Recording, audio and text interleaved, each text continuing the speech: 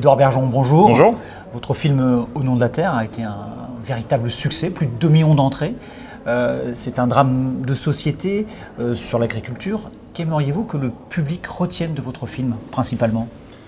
La force du cinéma et puis de cette histoire, c'est que l'émotion nous touche. Et quand l'émotion vous touche, et bien vous repartez avec et puis vous pouvez repenser au film pendant un petit moment. Ça peut enclencher un processus qui fait que qu'est-ce que je fais moi à mon niveau pour changer les choses? La question de l'alimentation est centrale finalement dans ce film. Quand on mange bien, on est ce qu'on mange. Donc quand on mange bien de saison et en circuit court, et derrière, normalement, on fait vivre une économie agricole, des agriculteurs, des familles d'agriculteurs.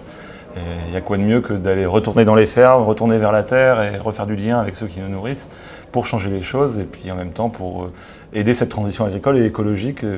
Quelle est la question qu'on vous pose le plus en matière d'alimentation, de choix des agriculteurs qui étaient ceux d'il y a 20 ans, ceux d'aujourd'hui, peut-être ceux d'il y a dans 20 ans également? Moi, je raconte une histoire d'agriculteur, la mienne, parce que je suis fils d'agriculteur, qui s'est passée il y a 20 ans et plus. Et malheureusement, rien n'a changé et c'est même pire.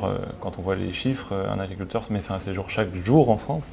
C'est juste pas possible. Je pense que les lignes peuvent bouger justement avec un film. Le cinéma aide aussi à éveiller les consciences à ce niveau-là.